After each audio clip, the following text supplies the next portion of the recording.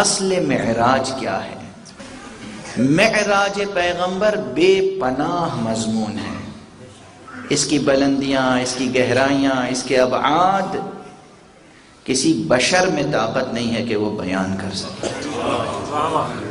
خالق کی ضیافت،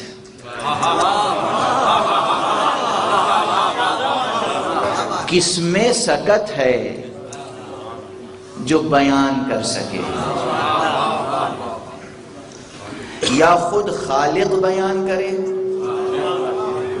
یا جو مہمان ہوا وہ بیان کرے، یا کوئی اور کوئی وہاں گواہ ہو تو وہ بیان کرے.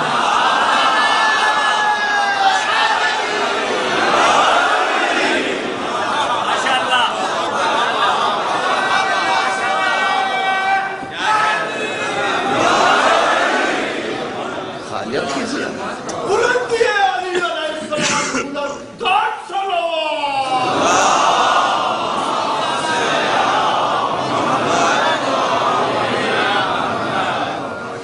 لیکن اس مقام تک پہنچنے کے لیے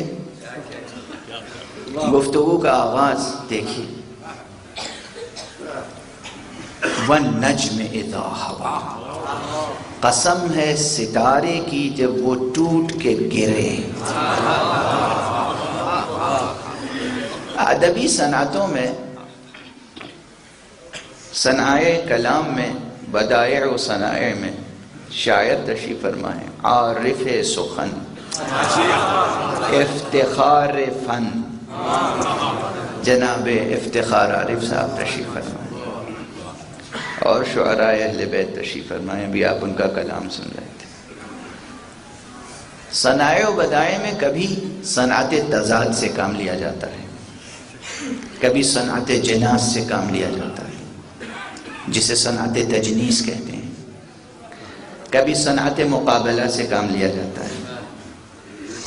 بہترین کلام وہ ہوتا ہے جس میں صنعتیں جو کلام کی گویا خارجی آرائش ہے وہ کلام کے اندر پوشیدہ معنی سے ہم آہنگ ہو جائیں. کمال سخن یہ ہے کہ کلام کی خارجی صنعتیں کلام کے داخلی معانی سے ہم آہنگ ہو جائیں. یہ ہے وحدت سخن، جہاں ہیئت اور مضمون میں دوئی کا امکان نہ ہو. قلم قسم کھا کے کہے، لوح قسم کھا کے کہے، مضمون قسم کھا کے کہے، حرف حرف قسم کھا کے کہے کہ یہ بات یوں ہی کہی جا سکتی تھی، اس کے علاوہ کسی اور اسلوب میں کہی نہیں جا سکتی. میں عرض یہ کر رہا تھا کہ وحدت سخن یہ ہے کہ جو بات کہی جا رہی ہے وہ بات حروف و حرکات سے بھی ظاہر ہو. یہاں پہ ایک صنعت ہے، ذکر ہے کسی کی بلندی کا، تو ایک طرح سے صنعت تضاد سامنے آتی ہے کہ بلند چیز کے ٹوٹ کے گرنے کا حوالہ دے کر کسی کے بلندی تک پہنچنے کا تذکرہ ہو.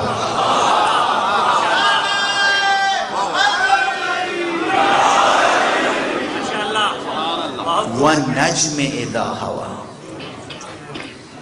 اس ستارے کی قسم جو ٹوٹ کے گرے.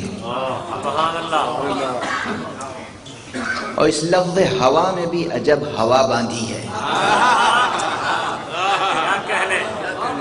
ہوا کے دو معنی ہیں، بحیثیت فعل الگ، بحیثیت اسم الگ، اور پھر بحیثیت فعل بھی کئی مراتب ہیں. ہوا کے معنی اسم کے طور پر تو اردو میں بھی مستعمل ہے، جسے ہم کہتے ہیں ہوائے نفس، خواہش نفس.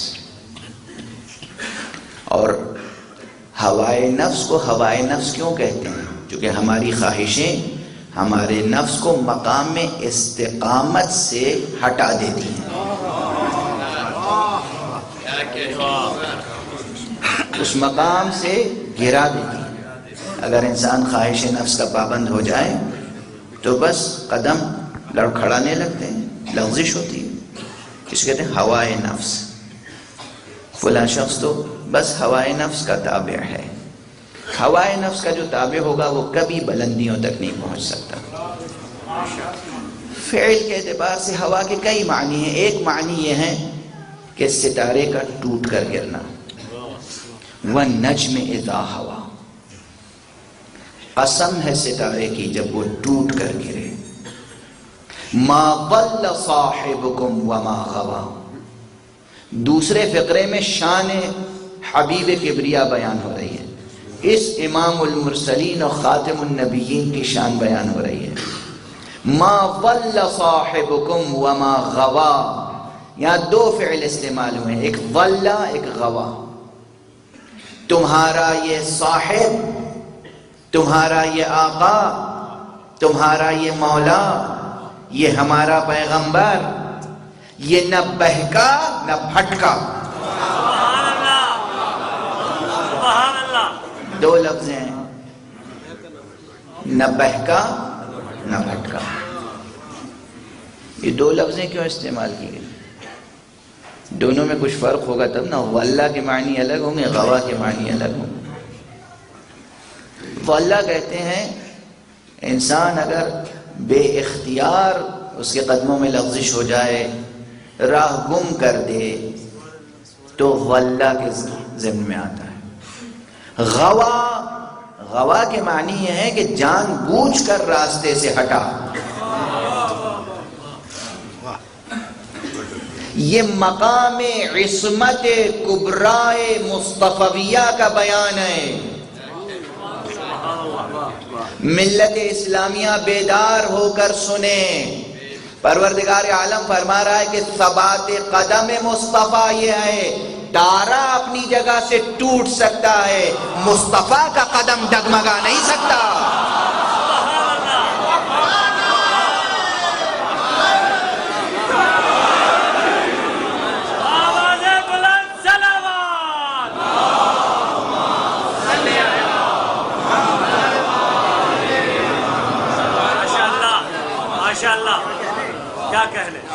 ایک ترتیب الفاظ قرآنی ہے. عام طور پہ ترجمہ پڑھنے سے یہ باتیں سامنے نہیں آتی نا. وَالنَّجْمِ إِذَا هَوَى، قسم ہے ستارے کی. ستارے آپ جانتے ہیں آج کی ایسٹرونومی بہت ترقی کر چکی ہے. آپ جانتے ہیں کہ کچھ ثوابت ہیں، کچھ سیار. یہ زمین گردش میں ہے اور سیارے گردش میں ہیں، لیکن ستارے تو انہیں کہتے ہیں جو اپنی جگہ ثابت ہیں. ستارے ذرا ادھر ادھر ہو جائیں تو قیامت آ جائے. پروردگار فرما رہا ہے ستارہ اپنی جگہ چھوڑ سکتا ہے، ہمارا پیغمبر اس کے قدموں میں لغزش نہیں آ سکتا، نہ سہواً نہ نسیاناً نہ ارادتاً. نہ اس سے بھول ہو سکتی ہے نہ خطا.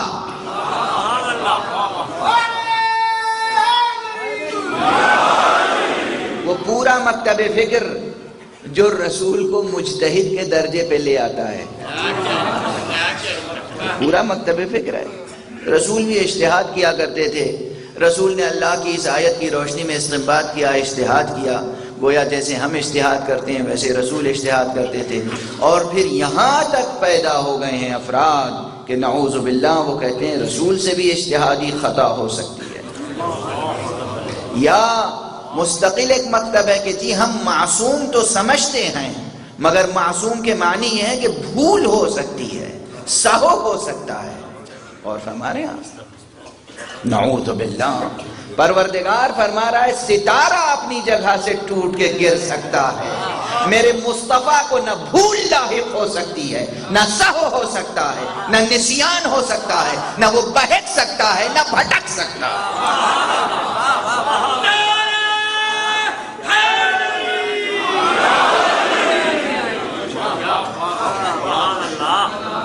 بڑے بڑے دانشور ہیں، ٹیلی ویژن پہ آتے ہیں، بیانات دیتے ہیں. حضور بھی مجتہد تھے، اجتہاد فرماتے تھے، اور حضور سے بھی اجتہادی نعوذ باللہ خطائیں ہوئی ہیں. نعوذ باللہ من ذالک. یہاں سے شان پیغمبر بیان ہو رہی ہے. ما ضل صاحبکم وما غوا. اور اس کے بعد یہ فقرہ آیا وَمَا يَنطِقُ عَنِ الْهَوَىٰ إِنْ هُوَ إِلَّا وَحْيٌ يُوحَىٰ، اور وہ تو کچھ بولتا ہی نہیں، بس وہی کہتا ہے جو اسے وحی کی جاتی ہے۔ پھر توجہ رہے، ابھی پوری طرح مقام عظمت سیرت و کردار پیغمبر سامنے نہیں آئی۔ جب یہ کہنا ہی تھا کہ یہ وہی کہتے ہیں جو وحی کی جاتی ہے، تو پہلے یہ کہنے کی کیا ضرورت تھی کہ ما ضل صاحبکم وما غوا، نہ یہ بھولتے ہیں نہ بھٹکتے ہیں۔ اس کے معنی ہے کہ یہ خود بھی جب کچھ کہتے ہیں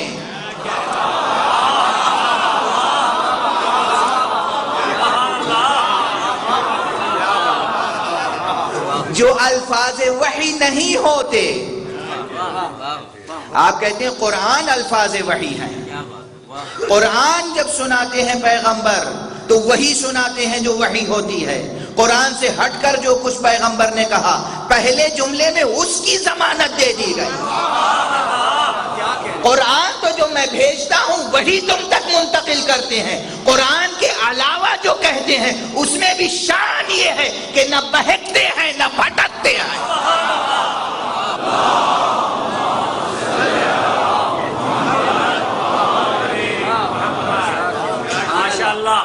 شان مصطفیٰ۔ یہاں پہ ایک نکتہ اور نہفتہ ہے، نبوت عہدہ ہے، رسالت منصب ہے۔ عہدہ اور منصب دینے سے پہلے دیکھنا چاہیے کہ یہ شخصیت، یہ ذات، اس کے اندر وہ وصف، وہ کمال، وہ جوہر، وہ کردار ہے بھی یا نہیں کہ اتنا عظیم اسے منصب دیا جا سکے۔ یعنی یہ نہ کوئی سمجھے کہ پروردگار قادر مطلق ہے، وہ جس کو جو منصب چاہتا ہے دے دیتا ہے، نہیں، وہ جتنا بڑا قادر مطلق ہے اتنا ہی بڑا عادل بھی ہے۔ وہ منصب دینے سے پہلے دیکھتا ہے اس میں منصب کا تحمل بھی ہے یا نہیں ہے، منصب کی اہلیت ہے یا نہیں ہے، منصب کی صلاحیت ہے یا نہیں ہے۔ آخر قرآن ہم کیسے اس کو دے دیں، وہی اس پر کیسے نازل کر دیں جو بھول بھی سکتا ہو۔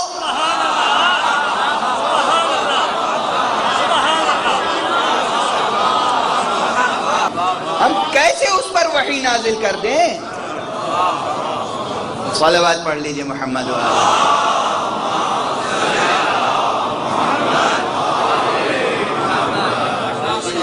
ماشاءاللہ۔ پہلے ذات کو پہچانوایا، ذات کو پہچانوانے کے لیے ستارے کی قسم کھائی ہے۔ قسم ہے ستارے کی، یہ وہ ہے جو نہ بھولتا ہے نہ بھٹکتا ہے۔ اچھا، ایک پہلو اور ہے نہفتہ اس میں، اور وہ پہلو یہ ہے کہ غلہ ماضی کا صیغہ ہے، غوا ماضی کا صیغہ ہے، مضارع کا نہیں۔ میں ترجمہ کر رہا ہوں آپ کے سامنے کہ نہ بھولتا ہے نہ بھٹکتا ہے، لیکن ترجمہ یہ ہے کہ نہ بھولا نہ بھٹکا۔ جو لوگ یہ سمجھتے ہیں کہ نبی 40 سال کی عمر میں نبی بنے اور عصمت کا تعلق نبوت سے ہے، ان کو قرآن جواب دے رہا ہے کہ آغاز حیات سے اب تک تو ہم گواہی دے رہے ہیں، نہ بھولا نہ بھٹکا۔ جب وحی نہیں آئی تھی تب نہ بھولا نہ بھٹکا، تو کیا وحی آنے کے بعد امکان ہے کہ بھول جائے یا بھٹک جائے؟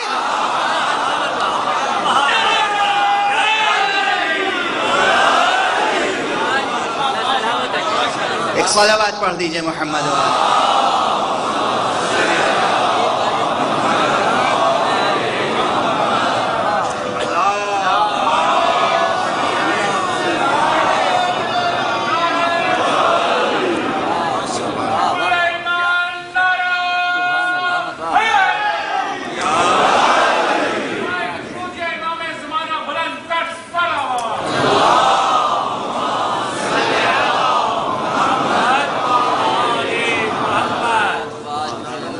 مقام پہ کتنے نقطے نہفتہ ہیں. کلام خالق ہے. والنجم اذا ہوا، قسم ہے ستارے کی جب وہ ٹوٹا گرا. ما ضل صاحبکم وما غوا، تمہارا یہ صاحب، تمہارا یہ آقا، تمہارا یہ پیغمبر و ہادی نہ بھولا نہ بھٹکا. یہاں سے جو گفتگو شروع ہوئی ہے، جب معیار کردار مصطفیٰ یہ ہے تو اوج کردار مصطفیٰ کیا ہوگا؟ وہاں ارشاد ہے وما ينطق عن الهوى ان هو الا وحی یوحی، اور یہ کچھ بھی نہیں گفتگو کرتا مگر یہ کہ جب تک وحی نہ ہو وہی بولتا ہے جو وحی ہوتی ہے. خود اس میں دو پہلو ہو سکتے ہیں. مجھے اصرار نہیں، کیونکہ پہلی آیتوں نے سب مسئلہ خود ہی حل کر دیا. اب مجھے کوئی اصرار نہیں، لیکن پھر بھی دو پہلو ہیں. ایک یہ کہ یہ وحی یعنی قرآن جو ہم قرآن نازل کرتے ہیں وہی پہنچاتا ہے، اس میں کوئی تبدیلی نہیں ہوتی، اسے سہو لاحق نہیں ہوتا، نسیان لاحق نہیں ہوتا. اور دوسرے یہ کہ صرف وحی تک نظر نہ رکھو. دوسرا پہلو یہ ہے کہ صرف وحی تک نظر نہ رکھو، صرف قرآن کی آیتوں تک نظر نہ رکھو. ما ینطق، بولتا ہی نہیں، بولتا ہی نہیں.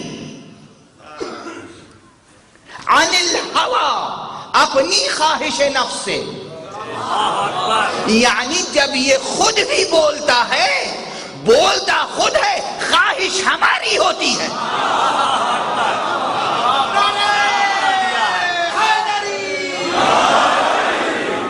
لب اس کے ہل رہے ہوتے ہیں، بات ہماری ہوتی ہے، زبان اس کی ہوتی ہے، جملے میرے ہوتے ہیں، جملے اس کے ہوتے ہیں، پیغام میرا ہوتا ہے، خطبہ اس کا ہوتا ہے، روح بیان میری طرف سے ہوتا ہے. یہ کسی کو خطاب دیتا ہے تو بظاہر یہ دیتا ہے، دینے والا میں ہوتا ہوں.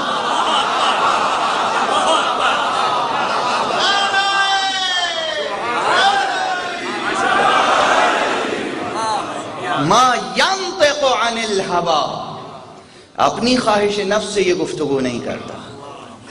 ان هو الا وحی یوحی، یہ جو کچھ بھی کہتا ہے وہی کہتا ہے جو وحی ہوتی.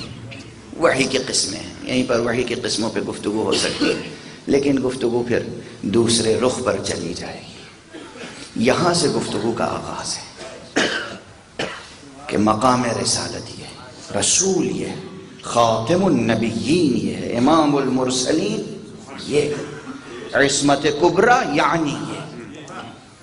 میں نے دو جملے کراچی میں عرض کیے تھے جناب اقبال شاہ صاحب کے محبت کدے پر، وہ جملے یہاں مستعار لے رہا ہوں اور عرض کر رہا ہوں. کیا آپ غور فرمائیے کیسی ضمانت لی ہے پروردگار نے اپنے حبیب کی.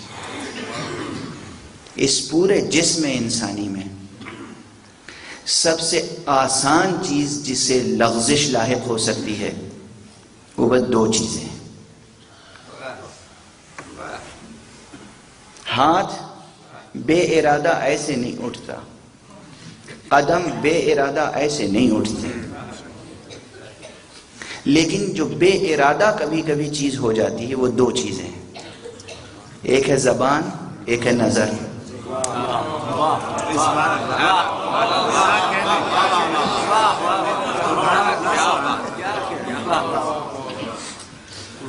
بے ارادہ آپ کسی سے مصافحہ نہیں کریں گے، بے ارادہ آپ کسی کے تماچا نہیں لگائیں گے.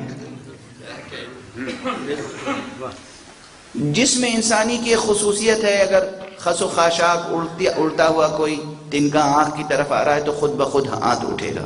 یہ خود بخود جو ہاتھ اٹھے گا یہ بھی آپ کہتے ہیں خود بخود، یہ تو اندر آپ کے ان بلٹ سسٹم اللہ سبحانہ و تعالی نے رکھا ہے. یہ بھی بے ارادہ نہیں ہے، یہ بھی بے ارادہ نہیں ہے، اپنی حفاظت کے لیے ہاتھ اٹھتا ہے. جو چیز بے ارادہ کام کر جاتی ہے وہ ہے زبان. انسان کس وقت کچھ کہہ دے، جتنی بات کہنی ہے اس سے زیادہ کہہ دیں، بڑھ چڑھ کے کہتے۔ محبت میں کیا کیا لوگ اظہار کر جاتے ہیں، جو کچھ کہتے ہیں وہ سب دل میں تھوڑی ہوتا ہے۔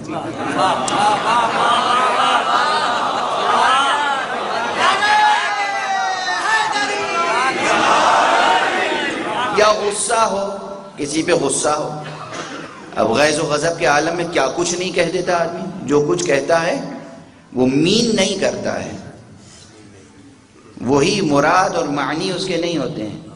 بہت سے لا یعنی الفاظ کہتے ہیں، غصہ آ گیا کسی پر، باپ بیٹے کو کہتا ہے مار کے پھینک دوں گا، کیا واقعی وہ مین کر رہا ہے کہ مار کے پھینک دوں؟ غصہ ہے، کہہ دیا۔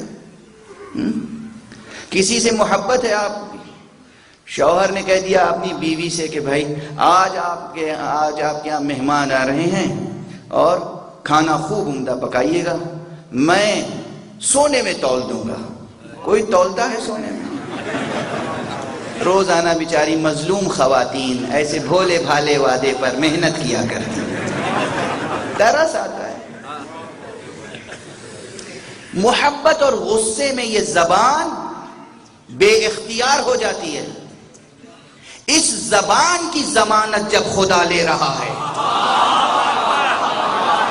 ما ينطق عن الهوى ان هو الا وحی یوحی، یہ اپنی خواہش نفس زبان کو حرکت نہیں دیتا۔ جو زبان کو حرکت نہ دے، کیا اس سے یہ توقع ہے کہ وہ کسی کو بزم سے اٹھائے گا تو اپنی ہوائے نفس سے، بزم میں بلائے گا تو اپنی ہوائے نفس سے، منبر بنوائے گا تو اپنی ہوائے نفس سے، ہاتھ پکڑ کے اٹھا